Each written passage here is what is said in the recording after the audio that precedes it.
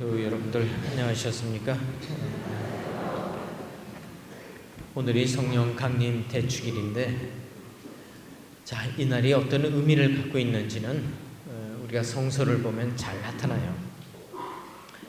예수님이 부활하시고 승천하기 전까지 50일 동안 제자들과 함께 지내면서 그 제자들은 부활하신 예수님을 뵙고 참 경건하게 지냈다 그래요. 그래서 성서를 보면 예수님이 승천하신 후에도 그분의 분부대로 제자들은 예루살렘에 남아서 매일같이 성전에 나왔고, 성전에서 하느님을 찬미하고 부활하신 예수님을 마음으로 알렐루야 노래를 불렀다고 합니다. 그리고 성전에서 예배가 끝나면 그들은 따로 다락방에 모여서 예수님을 기리면서 그분에 관한 이야기를 하고 예수님을 기념하기 위해서 빵을 떼어서 먹었다 그래요. 요약하자면 매일 하느님께 기도했고 성자 예수 그리스도를 기념했어요. 문제는 거기까지예요. 거기까지. 그들이 행동했다는 부분은 전혀 없어요. 그들이 밖에 나가서 설교를 하거나 또는 환자를 치유했다라는 부분이 전혀 없어요. 왜? 그들에게는 아직 내면에 성령이 없었기 때문이에요. 그래서 다른 일이 일어나질 않았어요. 그러다 보니까 예루살렘 사람들도 예수님의 제자들에 대해서 주목하지 않았어요. 그저 평범한 이스라엘 사람들이었어요. 별로 관심을 가질 필요가 없었어요. 그들이 살던 도시는 예전대로 굴러갔고, 도시 사람들은 옛날처럼 먹고 마시고 타락했고, 배고픈 사람은 여전히 배고프고 아픈 사람은 여전히 아팠어요. 그리고 희망을 상실한 사람은 여전히 죽고 싶다 그랬고, 모든 사람이 돈이 최고라는 가치관을 가지고 계속 살았어. 그런데 오늘 성령 강림 대축일 날 성령이 강림한 후 제자들이 변했다 그래요. 그들이 불을 받고 다락방을 박차고 나가서 설교를 하기 시작했대요. 예수 그리스도가 누구라는 것을 증언하기 시작했다는 거예요. 그리고 병을 고치고 예언을 하며 세상을 바꾸기 위해 노력을 했다는 거예요. 이것이 성신 강림 대축일 전과 후의 모습이에요. 그러면 우리는 어떻게 사느냐? 우리도 성당에 주일날 와서 하느님을 찬양하고 예수 그리스도를 기억하고 미사 때 성체도 영하고 성가도 부르고 성당 안에서 조그마한 봉사도 또 해요. 독서단에 또는 성가대, 레조에, 심지어는 묵주반지를 끼고 주변 사람들한테 성당 다닌다고 말을 해요. 그런데도 우리는 똑같이 죄를 짓고 욕심부리고 작은 이익에 성을 내고 또 주변 사람들도 우리들로부터 별로 영향을 받질 않아요. 그냥 성당 다니면 다니는가 보다예요. 너는 너, 나는 나예요. 뭔가 잘못돼 가도 그냥 세상은 잘못돼 가고 있어요. 마치 제자들이 성령을 받기 전에 경건하게 살았지만 사회에 아무런 영향을 주지 못했던 것처럼 그렇게 살아가고 있는 거예요. 저는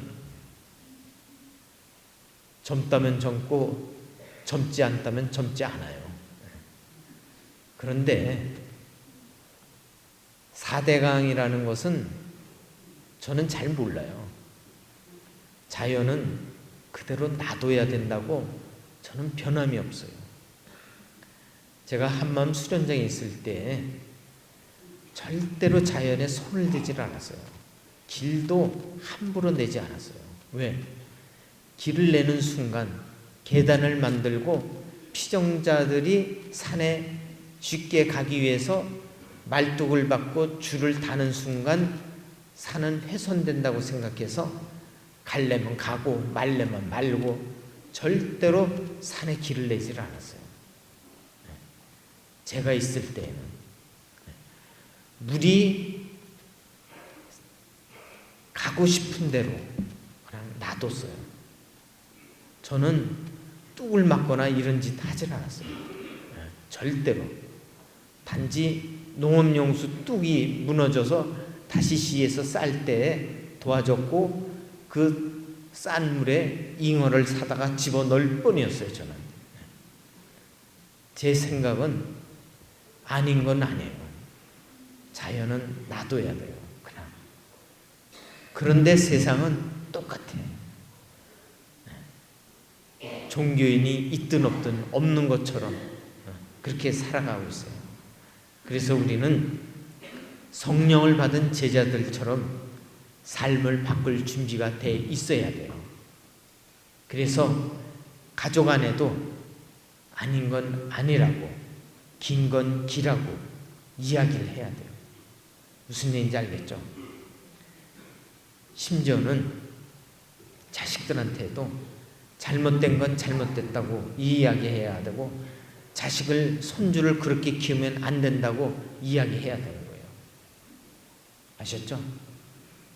저는 아무리 자식의 성공이 중요하다 하더라도 자식은 부모와 함께 사는 거예요. 지카짓게 성공하면 얼마나 성공하겠어요? 응? 역시 가족과 살며 정이 있어야 나중에 그 자식이 부모를 대하는 것이 정으로 대할 뿐이에요. 정 없이 그를 성공하기 위해서 떨어뜨린다는 것은 절대로 성공할 수가 없어요. 괴물을 만드는 거지. 제가 아는 어떤 신부의 형이 있어요. 근데 이 형은 괴물이 됐어요. 왜? 자기는 아버지, 군인 아버지를 따라 산골로 들어갔고, 이 어린 자식을 서울로 초등학교를 보내서 성공시키겠다고 7살 난 녀석을 서울로 외할머니 댁에 맡겨놨어요. 오랫동안 살면서 애가 부모의 사랑을 받지 못해 형이 괴물로 변한 거예요. 나중에. 다 그렇게 된 건 아니겠지만 역시 자식은 부모와 함께 사는 거예요. 그렇게 해서 여러분들이 아닌 건 아니라고, 긴 건 기라고 그렇게 이야기하셔야 돼요. 아직도 영세를 받지 않는 자녀가 있다면 너 그렇게 살면 안 된다고 이야기해야 돼요. 종교는 자유, 그런 얘기하는 거 아니에요. 무슨 사회주의, 공산주의자예요? 그런 식으로 얘기하게 아니에요. 내 자식이 분명히 지옥 갈 것 뻔히 아는데 어떻게 영세를 안 시키고 회개를 시키지 않겠어요? 아닌 건 아니오라고 얘기해야 돼요. 그리고 남편도 냉담이면 당신이 남편이지만 그렇게 살면 안 된다고 이야기하셔야 돼요. 아셨죠?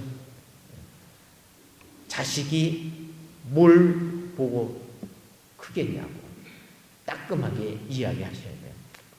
응? 그리고 남자들도 마찬가지예요. 당신이 성당을 다니는 사람이라면 집안을 이 꼴로 만들어서는 안 된다고. 응? 이제는 이야기하셔요. 아셨죠? 성령이 내린 사람들처럼.